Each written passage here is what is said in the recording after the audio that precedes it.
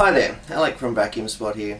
Today I'm going to show you through an Electrolux Ultra Active. I've had a heap of inquiries just recently about how to get inside one of these, and today I've had a pretty good example. I haven't done one of these for a little while, so please be gentle.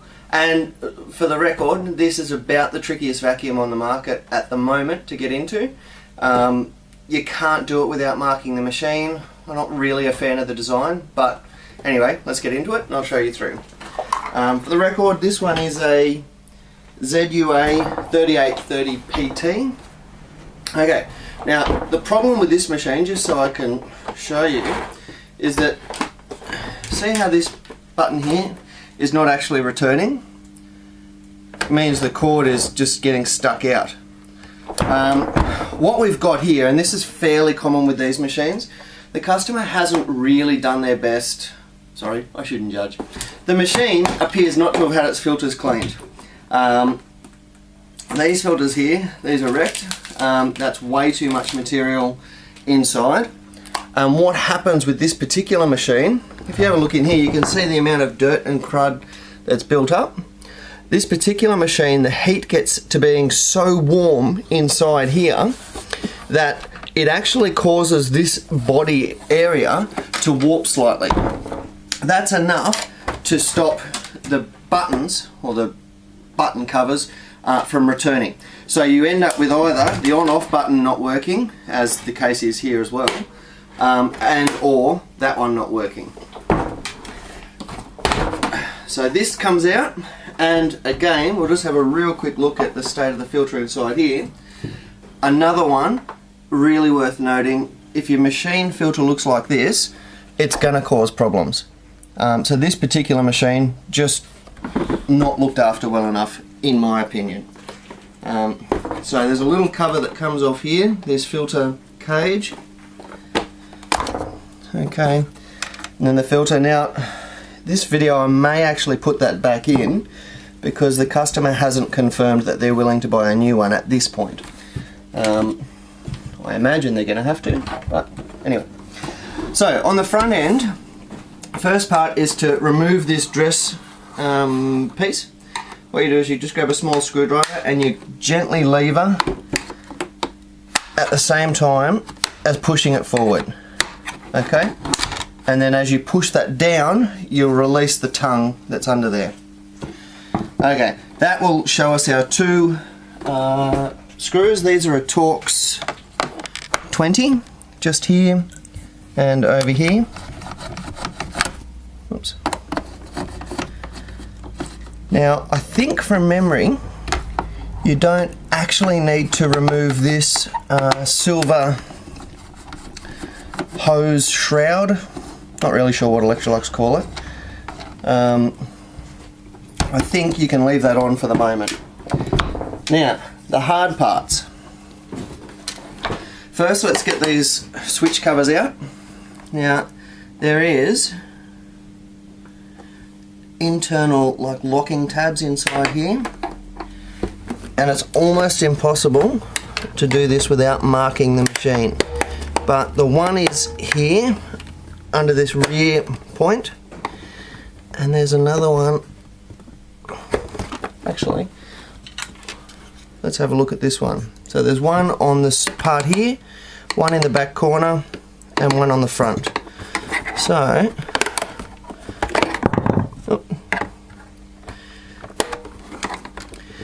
really you just got to try and lever.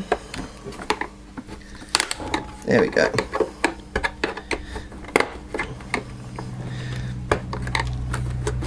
Once you get to a certain point, you can rock that fellow back and forward. Take your spring off, you're going to need that later. Out with this screw.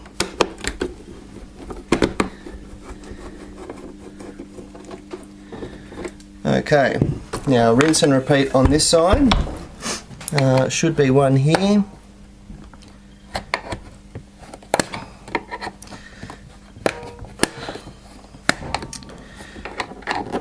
Just don't like this design. There is no way to do this without marking the machine. And the one thing you do have to be very careful of, I know that I'm actually replacing this retract button, so it's not as important for me, but if you scratch it too deeply, that in itself can cause the buttons to stick. So I'll go with this out. Number torques there. Now, here's the part that can be a bit daunting as well. This one is a manual adjustment, as in you physically have to move this. On the other models, you'll see a little digital display here. It removes pretty much the same for both. You've got to put the screwdriver in, straight down, and tilt back, and you'll see how you've got a little groove here. In, back, and then you come at one of your sides. And you just lever him forward. Okay. This also has a tendency to warp, bend, and become a little bit brittle. But hey, it's got to come out. Okay. 2 torque screws under here. Okay, now at this point you can remove this dress plate. That actually comes out nicely. And we get access to 4 more screws. So 1, 2, 3, 4.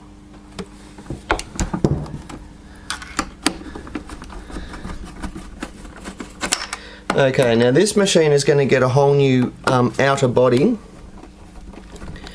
I did already order a retract button. What I'm hoping is it's the body that's warped rather than the buttons themselves. That's normally the case. Okay, now here, what we're going to do is should be able to just give this all a bit of a jiggle.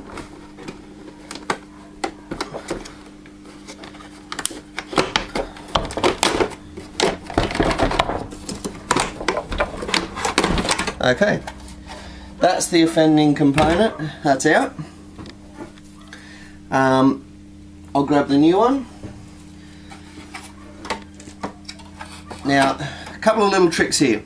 You'll notice you've got tongues on this component here, or down on the side.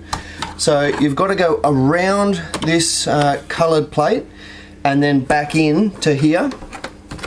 You've also got to get this tongue here inside between the rubber of the wheel and the plastic of the wheel support, and it all has to go down smooth. If you don't get it right, you'll know about it, like it just won't close very well, and you can end up just leaving a couple of little bits not quite lined up. Machine will still run and everything. But once you've got it to there, what I'm trying to do now is position my wheels so they're in correctly.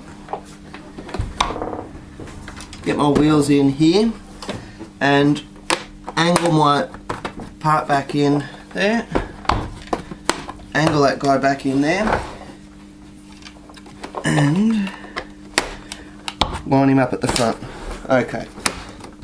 So now I should have a nice smooth join all the way around. Okay, with nothing hanging out. That's actually a really good result. This actually brings a point though. Here's my little surround that now does actually have to come off. I forgot about this. The best way is to undo from the bottom. As you push forward there are a couple of clips inside that you can release.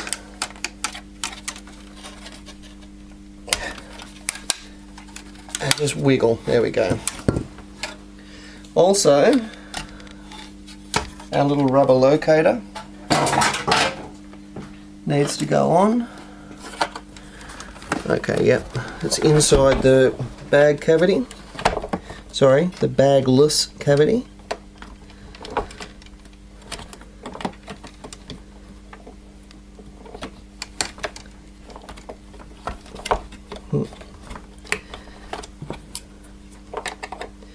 Alright, I'll try this for just a second longer. There we go.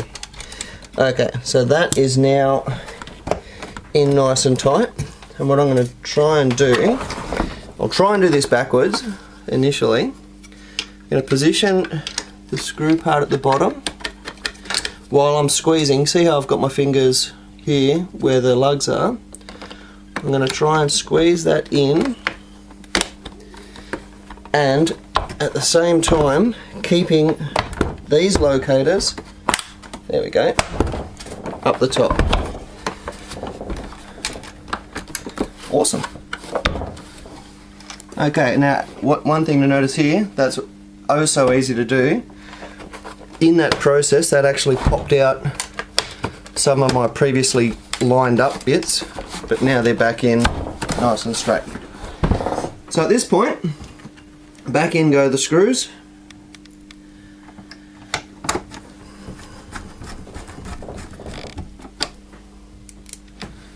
Okay. The hard part is getting the suction adjuster back in and getting it to line up. You can actually see down in there's a circuit board. What you probably can't see from your camera angle is that there's a tiny little slider on that board, and that slider,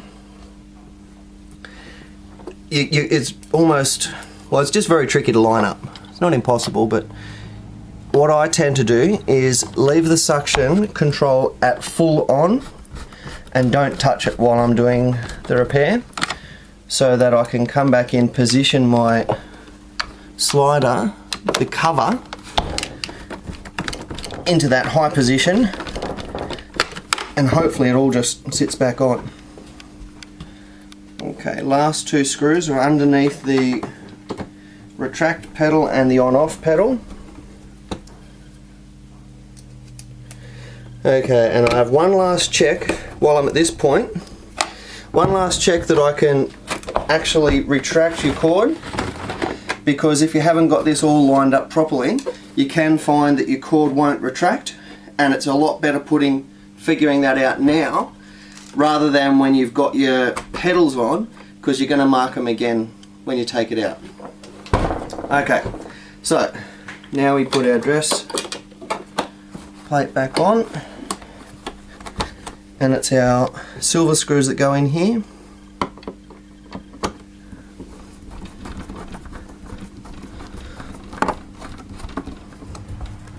Okay, now because it's the hardest part, I'm going to try and pop in the suction adjustment controller. Okay, so as I said, I've always left it on the highest button. So what I've got to do is just slide down our tongue into the control area. Now the back end goes in first, which you can normally just push in with your fingers, and from there open this out and back onto itself. So screwdriver straight down and lean it back, so you're kind of forcing that piece in. There we go. So hopefully that feels okay there.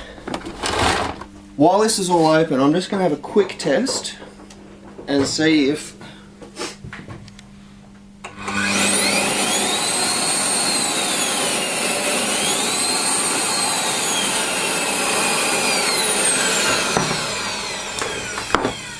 excellent.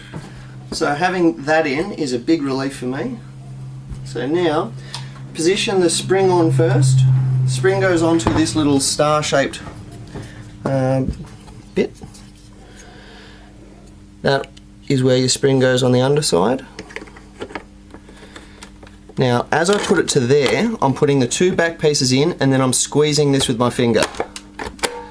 And now, our retract works. I love it when these videos actually work out good the first time. Same thing again. Now this one, I didn't order a, I'm using the wrong button. This one I didn't order a spare, because I'm assuming that it's actually the body that was warped rather than the button. Whew. Okay, at this point I will be encouraging the customer to buy a new filter kit. So one of these, one of those ones, and this filter here is in filter kit USK4. Apart from that, I'll quickly whack these back in, so I've got a finished machine.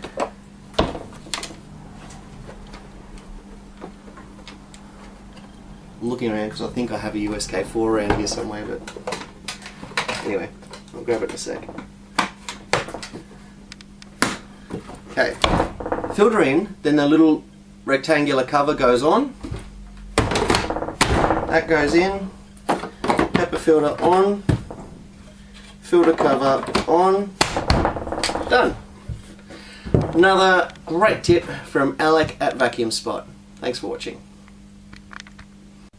Hi there. Okay, so I'm doing this as if I'm starting all over. I'm not. Here's proof that you should never get too cocky.